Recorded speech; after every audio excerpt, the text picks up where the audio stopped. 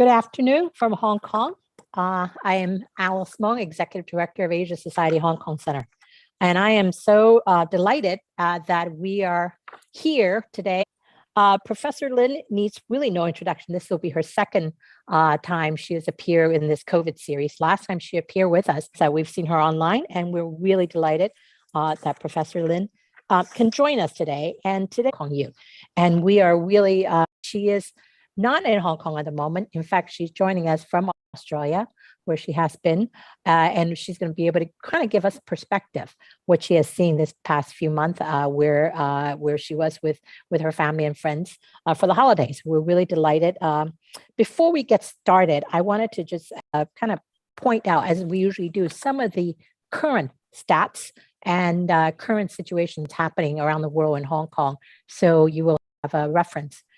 Here in Hong Kong, yesterday, the declaration system for rapid antigen tests, the online platform that the government was supposed to implement, actually went online yesterday at 6 o'clock. And already, I think 100,000 people queue to register from the rapid antigen test. So we have 100,000 at least from tested positive with the RIT. And then Hong Kong's numbers, unfortunately, has gotten, although the number yesterday was not as high as previously, it is still quite high considering 2 or 3 months ago, we kind of consider ourselves the safest place on earth. The current number for Hong Kong is 496,000 registered COVID. And then unfortunately, our death rate has also been high at 2,287. It's 301 deaths per 1 million. And that's compared to I think Singapore is 183. And their number is also high at 846. Globally, it's 448 million. And those numbers are just the way it is. But so today we want to talk about what's happening in Hong Kong, but also contrast it with the global pandemic situation. Previously, we spoke with your colleagues, Professor Lin's colleagues, Professor Cowling, and in those themes, but from Professor Lin's perspective as a public health professional. And she has a long, distinguished career, 40 years, 4 decades in the public health sector, both here in Hong Kong, in Australia. What COVID-19 has been like for you this last 4 months from your vantage point in Australia, and then contrast it with what you're hearing, what you're seeing from your colleagues here in Hong Kong. Thank you so much, Alice, for the opportunity to be with you. It's been, of course, a very interesting time for everyone. We're all impacted. We all become mini experts in our own way through our own experiences, as well as, reading what's going on in the world. For me, I decided in December to visit my children in Australia once Australia lifted the quarantine requirements. It was time. It felt incredibly safe in Hong Kong. Last year, I was gloating to my friends elsewhere that I was going to concerts. I was having pre-concert dinners. I was, life was really good. And what, in a sense, stopped me from traveling was 2 weeks quarantine in Australia and another 3 weeks back in Hong Kong. And life is too short. So from the safety of Hong Kong, I arrived in Melbourne on the 22nd of December. I was nervous. It was the land of COVID, and Omicron was going up. It was chaotic. I then described the system as shambolic. Of course, I think what I experienced in those early days in Melbourne is in some ways what we saw in Hong Kong in more recent times as the rates went up. I think Australia also had that COVID zero policy, had done really well, although they locked down much harder than was done in Hong Kong. And I think there's some very interesting contrast of what's the difference between Hong Kong and Melbourne, let's say. But in any case, my daughter missed Christmas Eve and Christmas dinners because she had to wait 4 hours to get a test because she had been in a bakery some 5 days earlier, a fleeting visit, but the contact tracing app told her that someone else had tested positive and she get to be tested. And so she did. She waited 4 hours, and like a good girl, she stayed home, an empty chair at my place for Christmas. So that was very much, I think, the early days. Contrast that with just a few days ago, I went to see a wonderful production of Anna Karenina from the Australian Ballet. Full house. I think I would have preferred the kind of completely packed, and 80% of the people were not wearing masks. I was a bit nervous. Just because the mask mandate had been lifted doesn't mean you're mandated to not wear a mask. But people seem to have just said, we're free. So, this whole thing is really about human behavior. And it's about culture. It's about how we work with each other. And we learn so much about the different societies that we live in. And looking at, it's the same science, the same disease, but every country, every community has responded to it differently. So right now, one of the questions I kind of want to touch upon is yesterday, I think the Hong Kong delegation to the 2 sessions in Beijing met with the leader, a Chinese leader, and Hang Zheng quoted as saying, Hong Kong or the city must work on its weaknesses in its fight against COVID. What do you think are some of the weaknesses that you've seen here in Hong Kong and also Australia? I think one of the interesting things about COVID is that it really has revealed the weaknesses everywhere. So no place has it perfect. And indeed, it's not easy to get it perfect when we don't know the disease. We don't know how it's going to go. We learn as we go. But I think we can broadly think about a number of different things. We need to think about the health system. Was it properly prepared? And how agile was it to change as the science changed? And then we need to think about the community and how well the community responded. Because at the end of the day, we are all, take responsibility for our own health in so many different aspects in terms of the advice, the professional advice, and the environment that we are given. So let me just go through those 3 things. If we look at the health system, Hong Kong has a very strong public hospital system, but a very fragmented primary healthcare system. And this has become really obvious. Ideally, hospitals for their primary care. And you've got your aged care system is not a distinct separate sector. And here we see quite a lot of fragmentation in Hong Kong.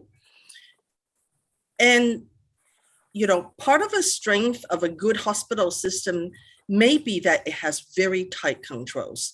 But part of that problem may also be that it doesn't move quickly enough. And certainly, the seeming divide between the public and private sectors in healthcare makes it quite difficult to really take a whole of health system approach. And then, of course, as we saw with the numbers going up, where is the health workforce? Hong Kong has had a very protectionist approach for a very long time in terms of health professional registration. And this issue has also come home to roost. So I think there's a number of things which one might say, you have to fix this in peacetime, because by the time the war comes, it's too late.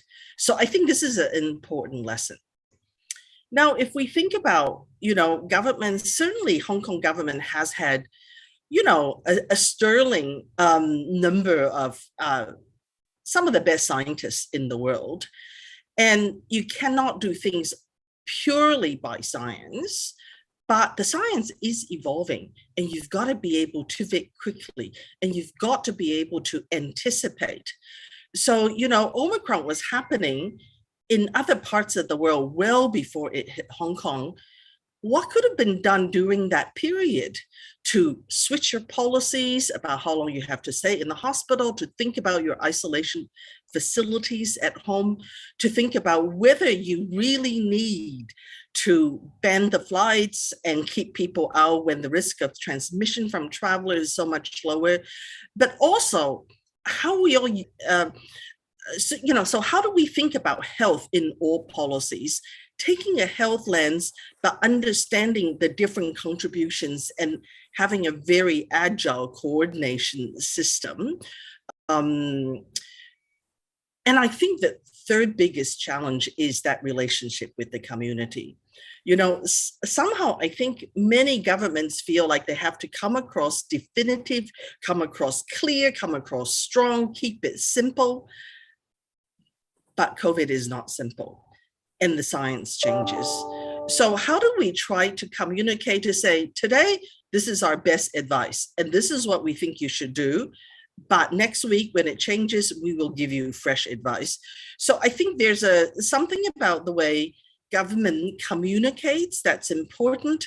But also, I think one of the most important lessons in public health, and we really learned this the hard way from HIV, as well as other situations, is not every part of the community listens to the government.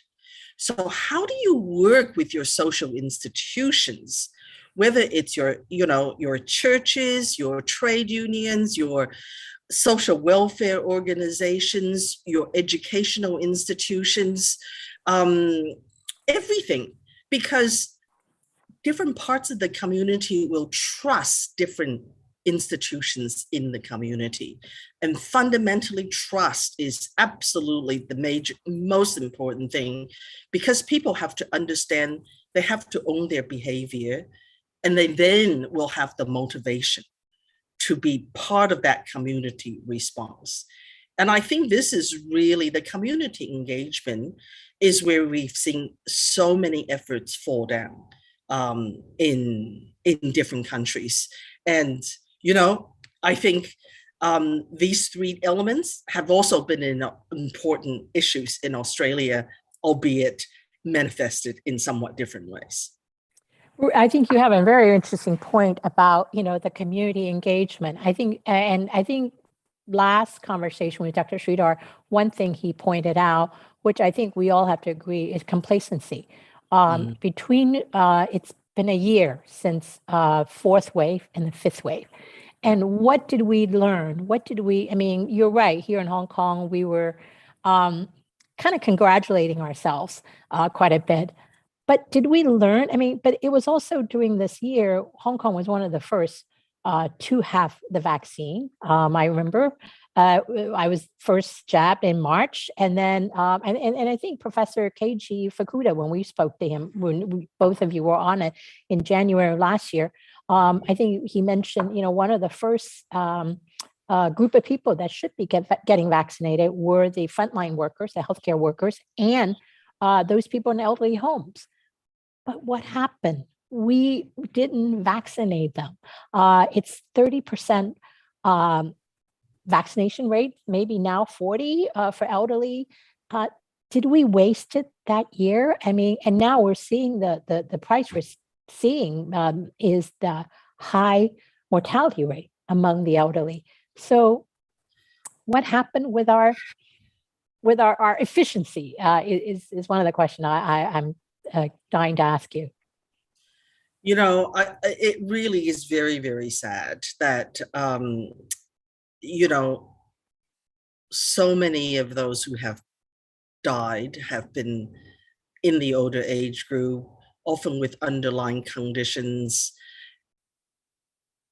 And I think that one of the things, and this really goes to the community engagement question, what could we have done better to engage with the homes that care for the older people themselves, those people who care for older people, because these are all really, really important, not only targets for vaccination, but also channels of communication.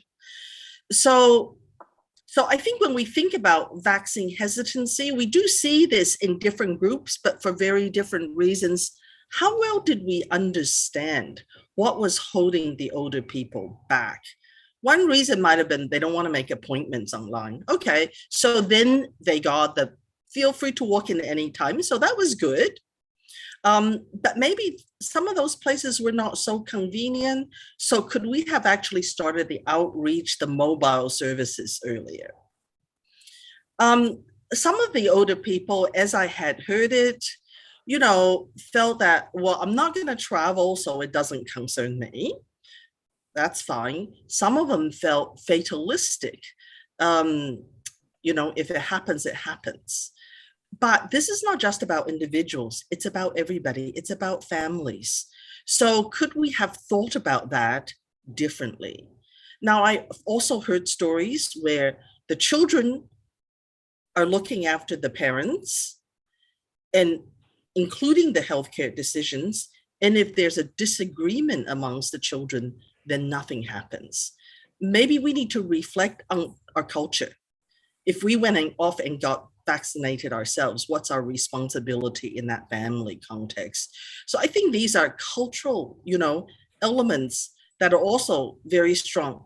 And I think one of the really interesting lessons is, the government was so overly transparent at the very beginning, where there were adverse events following vaccination. It was in the newspaper before the cases were investigated. And then after the cases were investigated, then the second, announcement was it was found not to be related to vaccination. Well, unfortunately, people only read the story the first time, don't read it the second time. So this may have also contributed to some of the anxiety about vaccination. But what I found really interesting was the rates going up when the older people found out that if they want their morning dim sum, they're going to have to be vaccinated. So that says to me, let's understand the incentives better. And not all older people, aren't necessarily the same. There are different groups. So, can we get the anthropologists, the sociologists, and the psychologists involved to really help target much better? We lost time.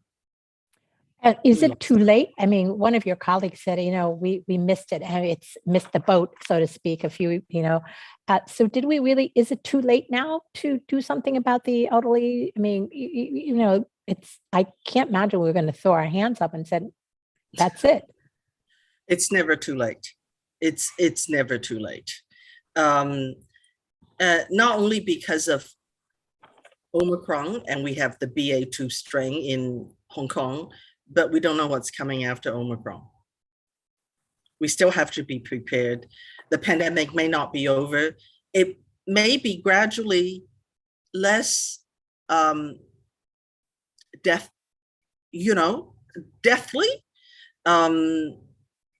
but it's still, pretty deathly. So we really, do have to be careful, and we really do need to make sure that we do learn in between the waves. I think so many countries have not learned. We just relax saying, thank God, rather than let's be ready for the next one.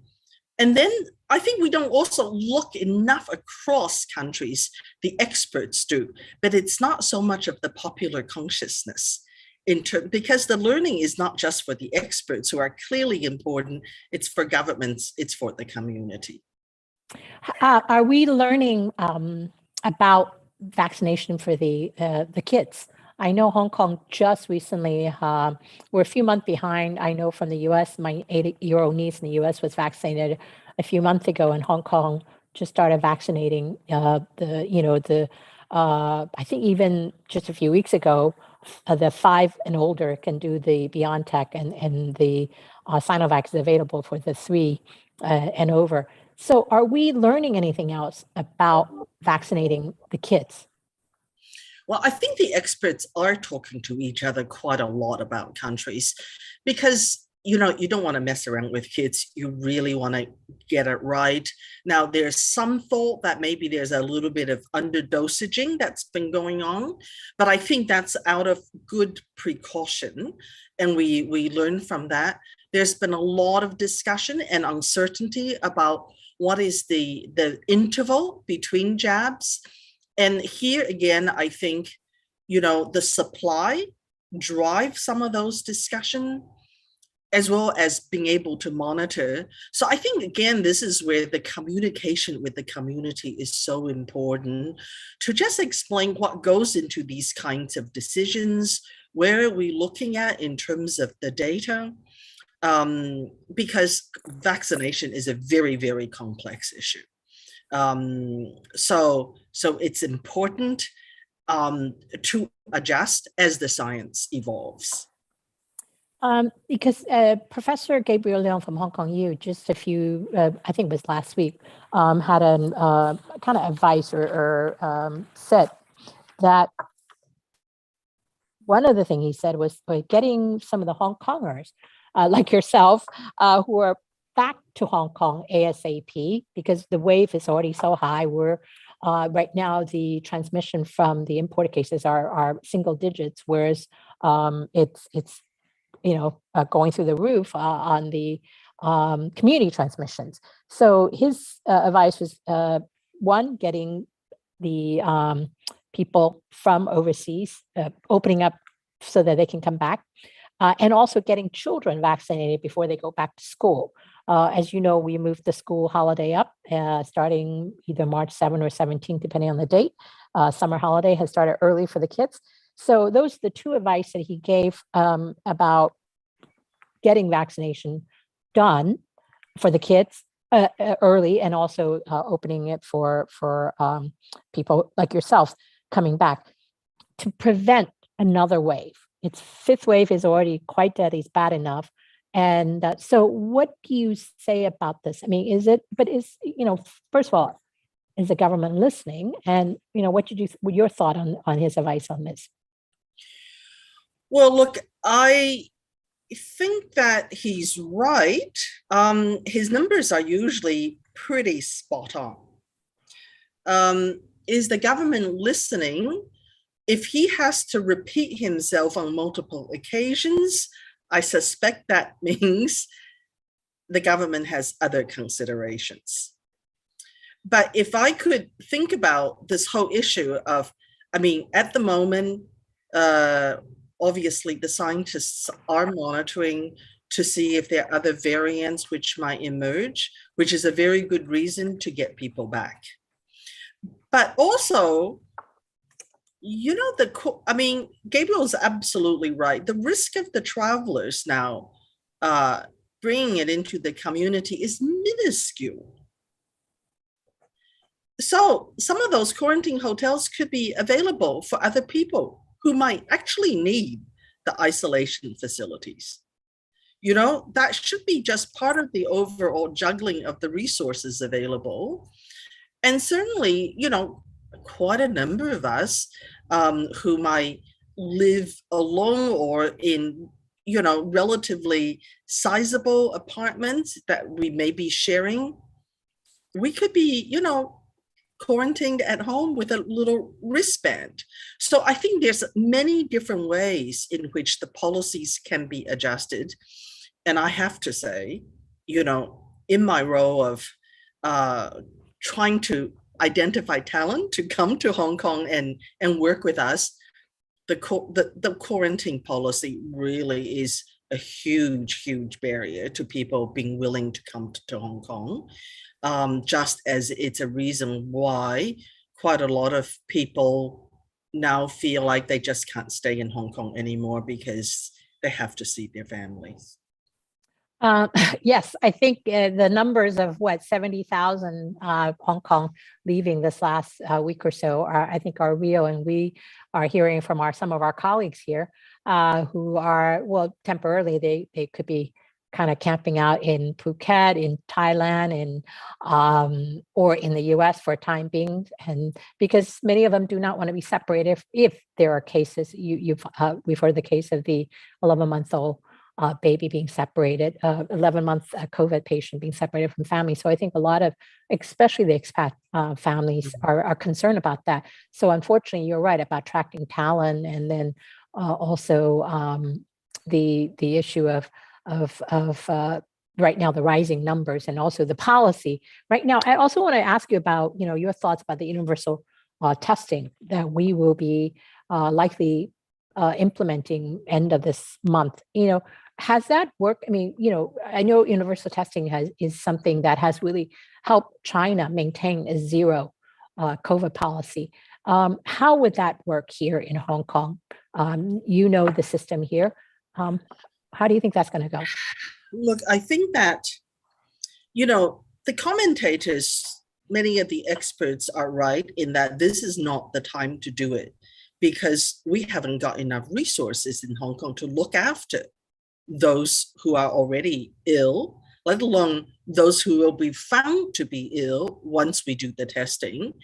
It's great that we're having all these new facilities built, but is it going to actually be enough? So you can't think about testing as a solution. Testing is not about treatment. Testing is about finding more cases.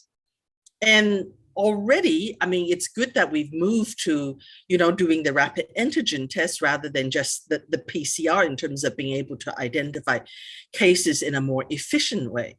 But then people need care, people need treatment. So finding more cases is not necessarily the right thing to do at this stage. Universal testing, it's certainly good for mopping up quickly. But again, it has to go, you've got to look at people's housing conditions and whether you can isolate.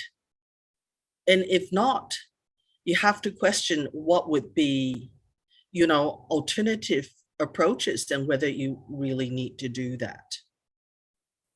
And one of the questions from the audience is, do you think whether the compulsory university testing is going to be fair to vulnerable people and the handicapped and the elderly?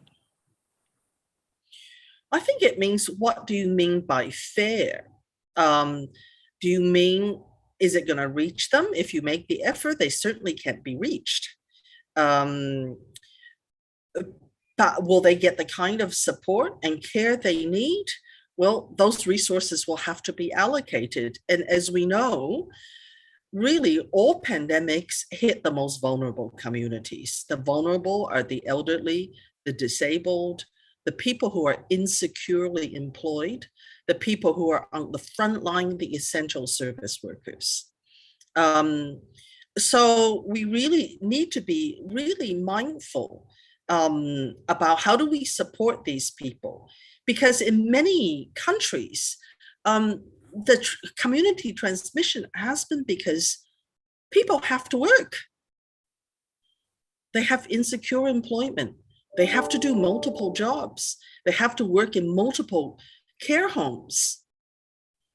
So we really need to think, what are the lessons coming out of this so that we don't have the same kind of inequalities and vulnerabilities when the next wave hits?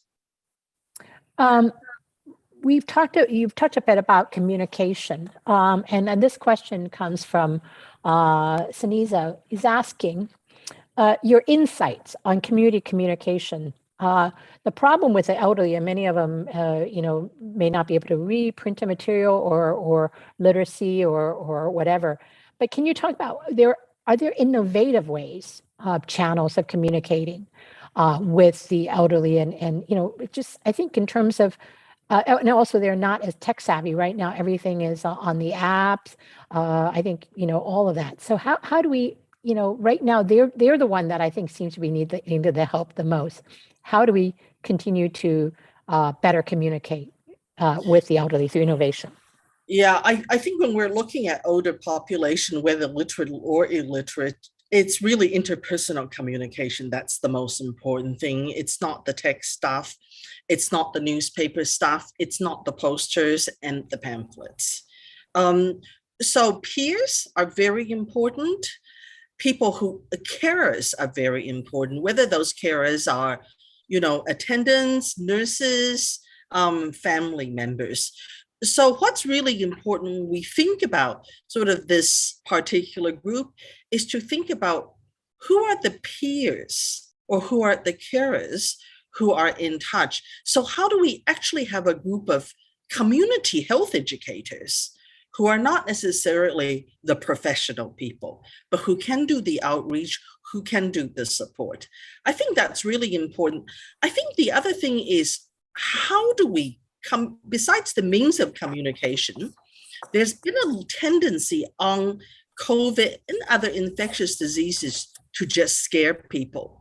Well, scaring people and making them panic without a solution is not very helpful. So I think the communication always has to go to, what can you do to protect yourself? What can you do to protect those people you love, the people who you are with, and so that you are looking after each other? So to say, let's fight this war together is not helpful for someone sitting in a care home. It's not about a war. It's about each other. So I think we really have to tailor the messaging appropriately. Let's talk about the human resource aspect of it. One of the things we're hearing from, we're getting a lot of help from China. They're going to be sending workers. They even send butchers here to help Hong Kong because of some of the cases with the butchers. Many of them, in fact, I think it was in Shui with the butcher.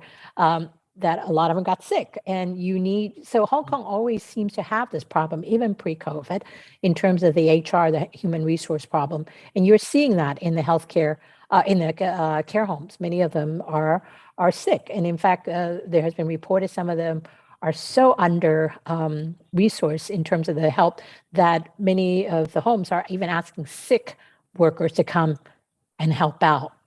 I mean, that seemed counterintuitive to me with the elderly. So how do you think that issue can be addressed? Short-term wise, yes, it's some of the workers coming in from China. I know they're recruiting Cantonese speakers to help in the elderly homes and so on. But in the long term, how do you think this problem can be solved? Well, I think very few countries have ever gotten the workforce planning right. It's very, very difficult. And certainly when I think about health workforce planning, it's one of the hardest things to do. So we do have to separate the pandemic situation from the normal situation, because in a pandemic preparedness plan, the question is, where is your surge capacity? Because you don't necessarily need everybody to be trained at a particular level, sitting around twiddling their thumbs for emergencies to happen. But you do need to have people who can be called in, and whether that's people in the private sector, I'm thinking about the health system, or people who are retired, or the students. So, or do you need people who can substitute for tasks that the health professionals would otherwise be doing? So it really is thinking about a layered approach to a workforce where you can call on a larger group. Now, the mainland is fortunate in that, it's much bigger, so many different cities, and as long as you can keep your outbreaks more contained, you have a possibility of redeployment from other cities. So in that sense, Hong Kong is lucky to have the mainland, because a city state is always going to suffer from that. And so Singapore, would have the same kinds of problems. But I do think that we need to start to really think about, given the aging of the population, the chronic diseases, and, emerging infectious diseases has always been a feature of Hong Kong. So what do we need to do by the way of a very multidisciplinary health workforce trained at different levels, and one that it really is a health and social sector kind of linked together. That would give us much more flexibility rather than be in very rigid professional lines. I think that would help. Do you think one of the complaints, from China, from the leadership in China, has been the accusation that the private hospitals here in Hong Kong has not been paying their dues, that they have not been as supportive as they should. Do you think that issue, now that we are seeing it, I mean, do you think that accusation is, first of all, true? And now that it's been identified, do you think that's something that will be addressed? It's not just because of COVID, but it's also for during peacetime. I mean, there's always been this, I wouldn't say tension, but it is, Hong Kong, as you said, whenever people get sick, you line up, you go to the emergency at the public hospital. But those tension obviously has been there. So do you think with this COVID situation, we are going to be addressing it, and also kind of the training that you at Hong Kong U that's going to help solve the long-term problem of this this public and private hospital debate? Well, I think that when we look at mixed public-private systems, so Hong Kong is a mixed system, Australia is a mixed system, Canada is a mixed system. There are many countries that are mixed system. But what mixed systems have gone towards is the government is not directly involved in service delivery. The government is exercising a stewardship role. And in doing so, it provides an overall legislative framework that defines the responsibilities and obligations of all hospitals, whether public or private. Of course, the relationship between a public one to government and a private one to government is necessarily different. But from a stewardship viewpoint, you want to think about how do you maximize all different parts of your health system, private and public, rather than just we're government, we think of our public hospitals and we leave the private to their own devices. If they can make money, that's fine. If people can afford to pay, they can go there. And then, of course, the doctors leave the public and say, I can make more private and not work hard. So I really think it's very, very important to think about the totality of healthcare resources, because at the end of the day, what is the health system for but the people in the community?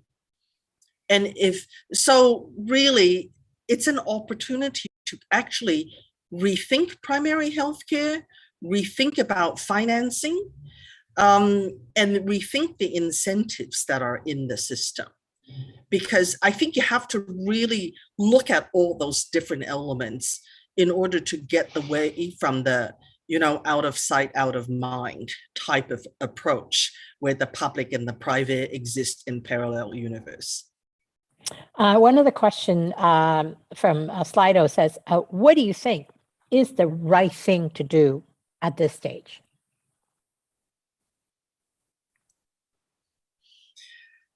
I think that many of the things that are being done are in the right direction, but it's a big, big catch up.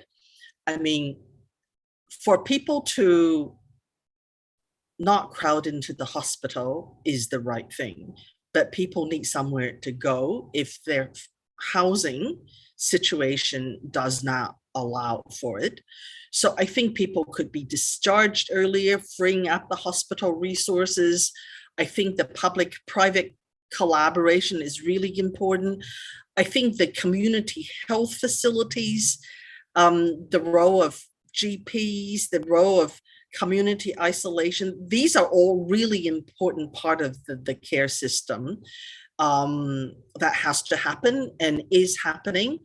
And as we've talked about, really boosting that vaccination some more. So I think many things are headed in the right direction. But it's just that, there's a catch-up game. And people are panicking. And so people need to be reassured that it is going in the right direction. And what do we ask people to do? Stay out of the streets. You know, it's very interesting. When I first arrived in Melbourne and Omicron was going up, the government had already said we're opening up. So politically, they couldn't lock down again. But when people saw the numbers, there was a shadow lockdown. People started to just stay at home and not go out. So this is about kind of a community understanding about what makes sense to do and what doesn't. And you need that kind of cooperation. So there's never enough communication. I'm going to combine these two questions. It says, how would you compare Australia and Hong Kong's COVID public strategies? But going back to what you said about lockdown, do you think Hong Kong should lock down with the current situation, knowing what has happened in Australia? Has the lockdown in Australia been successful? There were different kinds of lockdowns across Australia, and it has taken its mental health toll. I mean, I've talked to a lot of people about this period, and I have two colleagues here who actually work remotely for the World Health Organization, both of whom have teenage children. And they just say they just feel really touchy about going out, how to relate, you know, the socialization skills for the children are almost being lost. And it's very, very difficult for teenagers. I have a friend who's had a daughter who became anorexic and who's actually separating from his wife. So, you know, you hear about these in the newspaper, and then you see this happening to your friends. So it's not something to recommend. You know, you would really do it as kind of a last alternative. And I think this is where, from a public health viewpoint, if you were only focusing on the numbers, you might say, let's just stop everything. Well, if we were only looking at the numbers, why didn't we tell the whole world to stop back in March 2020, right? Life has to go on. People are different. People have different needs. So then how do you take account of culture? How do you support people? The housing situation, I think, in Hong Kong makes it so extraordinarily difficult.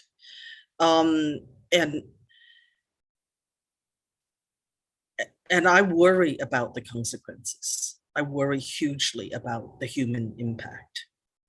Well, I think it's supposed to be a short, like 7 or 9 days. We don't know yet. And we're all waiting to hear about that. And even now with the rumor of the lockdown, you already have panic buying, which I find very ironic. 2 years later, we're still going, people are still panic buying toilet paper.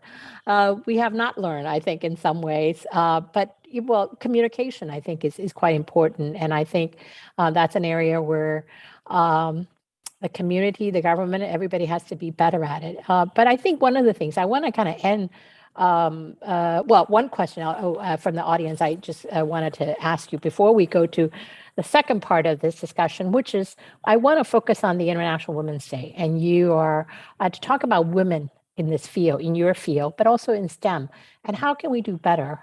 In some ways, I feel the soft powerness of is a bit missing in this battle for COVID. And we've talked about the mental health issue, but this question, I think is a good way to end this section of the discussion.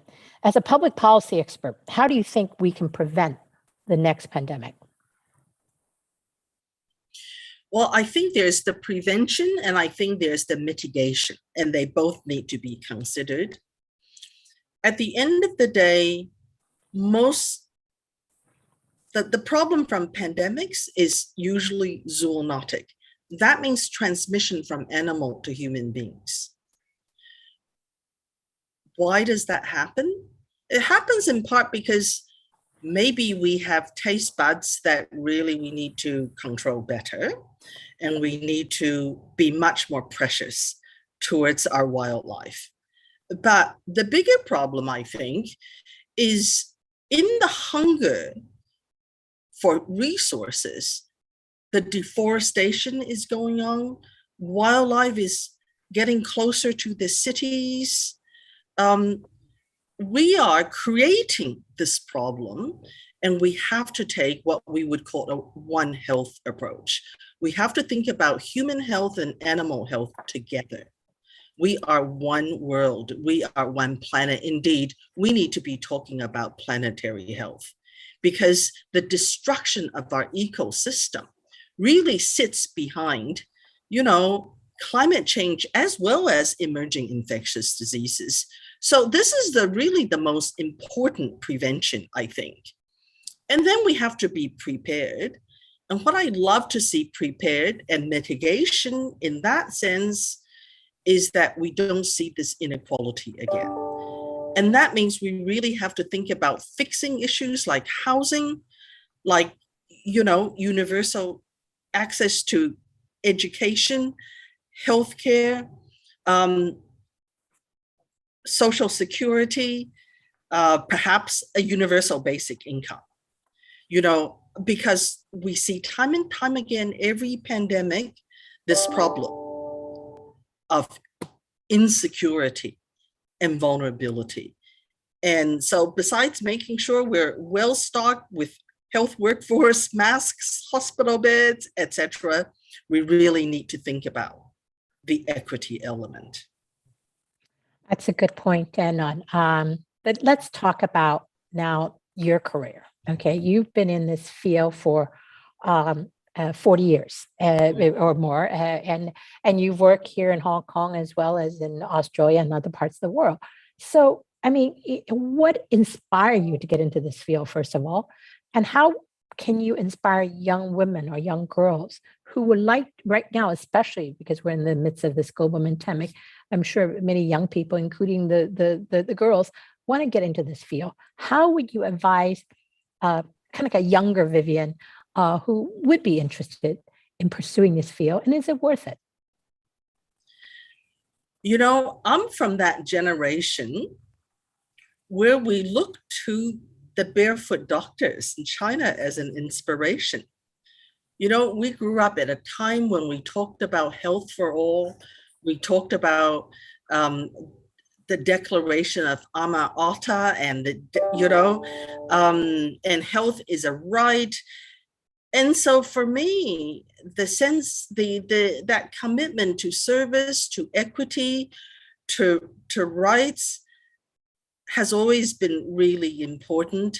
Now, I have been involved with the evolution of the health policy and health system on the mainland also for a long time. So I've seen how they went from a very basic universal system that was, low cost, low quality, but provided for everybody, to something that was market driven, created huge inequities, terrible quality, to a pivot to universal health coverage, much better quality, improve access, and headed in the right direction.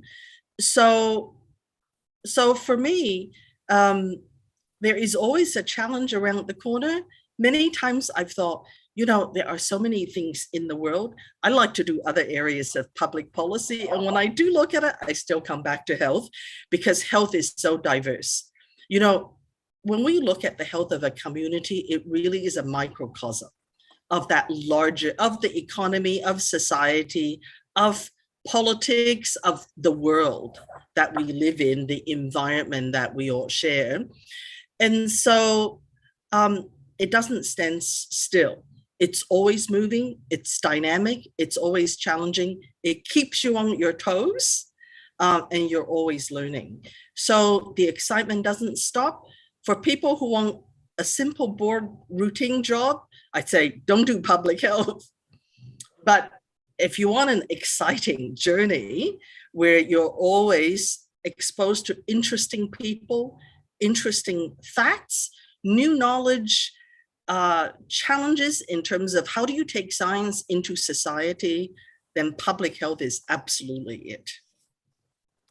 And have you, in terms of seeing, right now, you go back to talking about the barefoot doctors and progress that China has made, and women holds up half the sky. But in certain academic field here in Hong Kong, especially, I don't see that many women in this field or in academia in terms of leadership. I mean, there definitely is these days, but compared to the other parts of the world, do you think in Hong Kong we are making progress, or is there more that needs to be done? I know you're recruiting for Hong Kong U in terms of your plans, in terms of training future public health and healthcare workers. How are you going about trying to attract that diversity in Hong Kong U for the future? I do think we can do better. I have to say that Hong Kong U has an amazing group of older women professors. Unfortunately, most of them are at retirement age. They are a tough lot, and perhaps in that generation, you had to be really tough to get there. But I feel like we've got a big gap. We have some very promising younger ones coming through, but very small numbers. And the whole tenure and promotion track makes it quite difficult, because we also have, women are often at that age where they're trying to both progress their careers and they're having children. And they're carrying the weight of the family roles. Now, perhaps you could say in Hong Kong, we're fortunate many people may have domestic helpers. But still, women tend to be the main carer. So this is definitely one of the challenges. But I also have a sense that, when I read the applications for tenure and promotion, the men are quite happy to say, I'm the best thing since sliced bread. And I can do all these wonderful, amazing things, and look what I've accomplished. And the women tend to be much more humble. They don't boast. And they say, well, I think I've done pretty well, but I could do better on this and I can do better on that. So I think somewhere along the way, we've really got to support each other to be more confident, to stand up, to be out there, to take risks. Because if you don't take the risks, you never have the opportunity. I think it's, and perhaps more women role models will also help with that. Well, I think in your field, I mean, we've had a conversation not too long ago with Dr. Margaret Chan, who was head of the WHO from Hong Kong, who did work, in this field, and she, to me, should be is a role model for many of the women in public health. But I think what you touch upon is really the pipeline issue, which is not just in your field, but I think in a lot of fields where the pipeline, you may have the pioneers, but who comes after? And so I think on this International Women's Day, these are the issues. I know that we can do another whole program on this, but I wanted to touch upon it, especially in this field for now, and hope that having you on this program, we're the women who can talk about this.